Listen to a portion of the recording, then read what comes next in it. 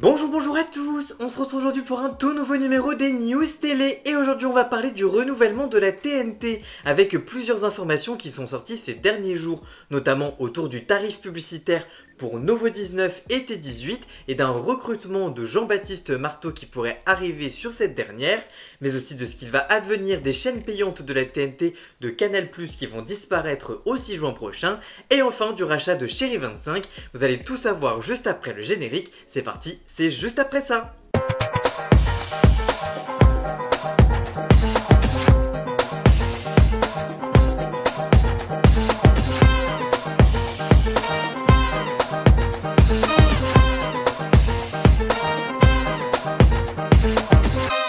L'Arcom a mis un grand coup de pied dans la fourmilière de la TNT le mercredi 24 juillet dernier.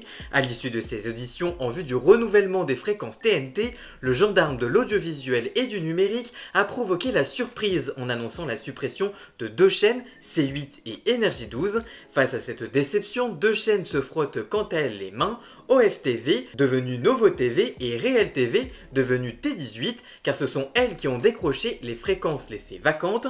Mais il y a quelques jours, TF1 Pub qui vient de présenter la grille de tarifs pour la campagne de T18 et de Novo 19. C'est en effet la régie publicitaire de la Une qui a été choisie par les deux nouveaux entrants pour commercialiser leur spot publicitaire, alors quel sera le prix à payer pour afficher sa marque aux côtés des émissions notamment de Laurent Ruquier, de Mathieu Croissando ou encore de Ava Jamini sur T18, les premières recrues de la chaîne. Réponse, de 20 à 3400 € pour un spot de 20 secondes en semaine et de 20 à 950 € le week-end en fonction des heures de diffusion. Pour rappel, la chaîne du groupe CMI se distinguera par une grille majoritairement composée de documentaires, de débats et de divertissements conçus pour informer, inspirer et rassembler tous les publics. Mais alors, qu'en est-il pour la chaîne généraliste du groupe Ouest France Novo 19 ? La TF1 Pub affiche une grille allant de 20 € à 3100 € pour le spot du jeudi soir en prime time. Le week-end, les prix s'étioleront entre 20 et 2450 €. À l'antenne, les téléspectateurs retrouveront dès septembre prochain des programmes très diversifiés comme des magazines, des documentaires, des fictions, du sport, du divertissement et des émissions d'actualité dont un talk show en access prime time. A noter que les spots des deux chaînes seront aussi commercialisés au sein de packages avec les autres chaînes de la TNT du portefeuille de la régie. Au passage, ces prix donnent une idée des temps forts des futures grilles des programmes, le mardi soir donc pour T18 et le jeudi soir pour Novo 19. Pour établir ses premiers tarifs, TF1 Pub s'est basé sur des estimations d'audience réalisées en considération des objectifs de part d'audience et de ligne éditoriale des chaînes en attendant la première mesure de médiamétrie. Dans un avenant à ses conditions générales de vente 2025, TF1 Pub précise également que les audiences de ces deux chaînes seront mesurées en fichier Media Planning, c'est-à-dire avec des vagues d'audience bimestrielles. Ainsi, les audiences de T18 et de Novo 19 seront mesurables sur la vague septembre-octobre 2025. Courant novembre 2025, Médiamétrie donnera alors accès à la vague d'audience septembre-octobre 2025. À l'issue de cette mesure, TF1 Pub s'engage alors à faire des bilans entre les audiences estimées et les audiences constatées et à compenser les éventuels écarts sous forme de gracieux, explique ainsi la régie. Par ailleurs, cette semaine, TF1 Pub a annoncé une nouvelle innovation dans la publicité. En effet, la régie proposera aux annonceurs qui le souhaitent de générer automatiquement leur billboard publicitaire grâce à une solution d'intelligence artificielle, une nouveauté dans le paysage audiovisuel français. Après l'annonce du départ d'Olivier Mine pour M6, un autre visage du service public s'apprête à faire ses valises. Selon les informations de Clément Garin, Jean-Baptiste Marteau est en discussion avancée avec T18 et a rencontré Christopher Baldelli il y a quelques jours. À l'heure actuelle, le journaliste n'a pas encore pris sa décision et préfère attendre le 6 juin prochain pour se positionner, c'est-à-dire la date de lancement de la chaîne. Il y a quelques mois, Jean-Baptiste Marteau a connu de lourdes désillusions qui pourraient motiver son départ, selon le journaliste indépendant. Alors que la direction lui a assuré pendant des semaines qu'il serait le titulaire à Télématin, elle lui a finalement préféré Julien Arnaud de TF1 à la toute dernière minute. Se sentant ainsi mal aimé autant qu'Olivier Mine, Jean-Baptiste Marteau pourrait ainsi accorder un certain intérêt à cette proposition de T18. Toujours sur les informations de Clément Garin, le journaliste a fait savoir à cette direction qu'il souhaiterait évoluer à la rentrée. Il n'animera plus la matinale de France Info. France Télévisions s'est depuis rapproché d'un profil de LCI pour lui lui succéder, Thomas Maceracci. Ce dernier n'a pas encore donné son accord et réfléchit toujours. Il attend également quelques semaines avant de prendre sa décision. Une chose est sûre, Jean-Baptiste Marteau attend de connaître la décision de Stéphane Sidmon-Gomez et de Alexandre Cara quant à l'avenir de Télématin. Julien Arnaud ne devrait pas rempiler selon Clément Garin, mais Flavie Farman devrait être, elle, de retour pour une deuxième saison. Jean-Baptiste Marteau attend sûrement de connaître son sort avant de rendre sa décision. S'il y en a une, le journaliste restera. Si la chaîne choisit un autre profil, ce sera donc T18.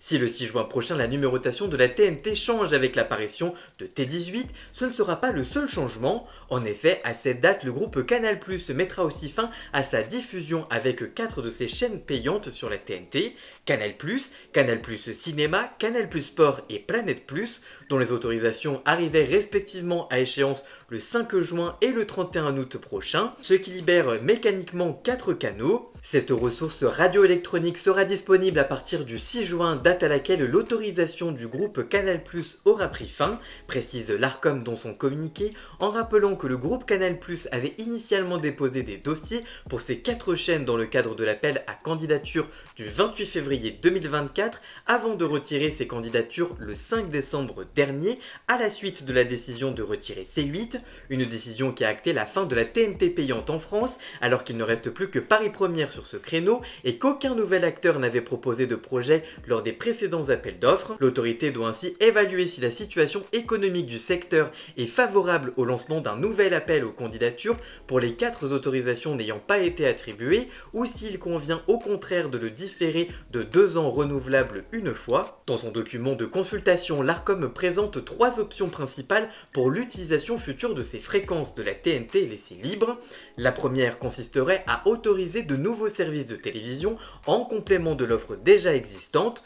Toutefois, l'autorité s'interroge sur la capacité du marché publicitaire à soutenir de nouveaux acteurs dans un contexte particulièrement compliqué où la durée d'écoute de la télévision traditionnelle diminue régulièrement. La télévision a vu ses revenus publicitaires croître légèrement, mais beaucoup moins vite que l'ensemble du marché publicitaire, note également l'Arcom, qui anticipe une baisse régulière de 1,4% par an entre 2024 et 2030. Le deuxième scénario envisage l'autorisation de services existants dans des formats améliorés comme l'ultra haute définition ou la HD haute définition ou alors HDR, la High Dynamic Range. France 2 est déjà diffusée en ultra haute définition depuis janvier 2024 et l'autorité souhaite recueillir l'avis des acteurs sur les conditions de déploiement d'autres chaînes en format amélioré.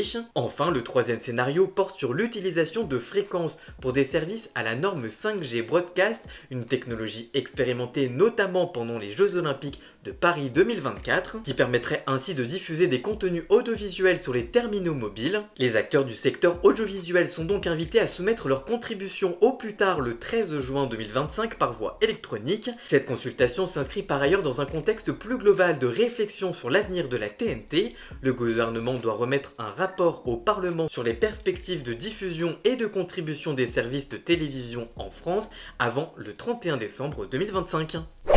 Enfin, dernière information et pas des moindres dans le chamboulement de la TNT, ce mercredi 7 mai 2025, CMA Media a transmis un communiqué de presse ayant pour titre CMA Media annonce être en négociation exclusive avec Energy Group concernant la cession de sa chaîne Chérie 25. Il faut dire que depuis la décision de l'Arcom de suspendre les fréquences de C8 et d'Énergie 12 de la TNT, Energy Group et son PDG Jean-Paul Bottecroux avaient émis l'hypothèse de céder Chérie 25, chaîne à destination du public féminin. Dans le cadre d'une stratégie de croissance, dans le document officiel, il est écrit, je cite, CMA Media confirme être entré en négociation exclusive avec Energy Group en vue de l'acquisition de la chaîne Chérie 25. Cette opération, si elle se concrétise, s'inscrira dans le cadre de la stratégie de croissance du groupe RMC BFM et marquera une étape clé dans le renforcement de sa position dans le paysage audiovisuel français. Troisième groupe privé de médias en France, CMA Media s'articule autour d'un pôle audiovisuel emblématique, premier acteur français de l'information en continu, avec notamment BFM TV et RMC, et d'un pôle presse réunissant des titres reconnus comme La Provence, Corse Matin, La Tribune ou encore La Tribune Dimanche. CMA Media détient également des participations stratégiques dans le groupe M6 et la plateforme digitale Brut. L'objectif de RMC BFM est de proposer un bloc RMC sur les chaînes 23, 24 et 25, mais selon les informations de Clément Garin à la rentrée prochaine, RMC Story et RMC Découverte n'existeront plus. Les chaînes vont toutes deux être rebaptisées. RMC Story va devenir RMC Live et RMC Découverte sera renommée en RMC Doc. Pour l'heure, la chaîne RMC allouée au canal 25 n'a pas encore été tranchée. S'agira-t-il de RMC Sport ou plutôt de RMC Gold, la nouvelle chaîne qu'a lancé le groupe il y a quelques semaines avec Max en tête d'affiche? Sur ce point-là, la décision n'est pas encore tranchée. Les moyens alloués à Stéphane Salé de Chou pour ce faire sont conséquents et le patron va pouvoir s'offrir de nouveaux programmes et possiblement de nouveaux animateurs dans les prochains mois. Le rachat de la série The Big Bang Theory a été validé, ainsi que le retour de la marque On a échangé nos mamans. Vincent Lagaffe a également signé avec le groupe 30 nouveaux numéros du Big Deal et doit porter de nouveaux programmes dans les prochains mois sur le groupe. Selon Clément Garin, la chaîne s'est aussi rapprochée de deux visages du groupe TF1, d'abord Christophe Beaugrand, mais aussi Valérie Damido pour porter de nouveaux projets et de nouvelles relances. Si le premier a très vite écarté la proposition, la seconde, elle, se verrait bien reprendre le magazine D-Echo, arrêté il y a plus de 10 ans par M6. Un choix qui ne serait pas si étonnant puisque Valérie Damido s'estime sous-exploitée par TF1 puisqu'elle ne fait que les plus belles vacances sur la chaîne. Et vous, que pensez-vous de ces informations? Allez-vous regarder T18 ou Novo 19 lorsqu'elles seront diffusées? Que pensez-vous du rachat de Chéri 25 par le groupe RMC BFM? Dites-moi tout ça dans les commentaires, je vous lirai bien évidemment. Voilà, j'espère que cette vidéo vous aura plu et informé. Si c'est le cas, n'hésitez pas à la liker, à la commenter, à la partager sur les réseaux sociaux, à me rejoindre sur tous mes réseaux sociaux à moi. Tous les liens sont dans la description. Vous pouvez également cliquer sur le bouton rejoindre afin de prendre un petit abonnement de 3 € par mois pour me soutenir. Vous pouvez également faire un don du montant que vous le souhaitez pour m'aider financièrement. Vous pouvez aussi vous abonner gratuitement à cette chaîne YouTube et ça me soutiendra déjà énormément, notamment au niveau de l'algorithme. Dans la description, vous retrouverez également tous les liens pour retrouver Jason, alias Ian Scott pour la musique de fond et le générique de cette vidéo. Et nous on se retrouve très vite pour une toute nouvelle vidéo. A très bientôt, ciao ciao.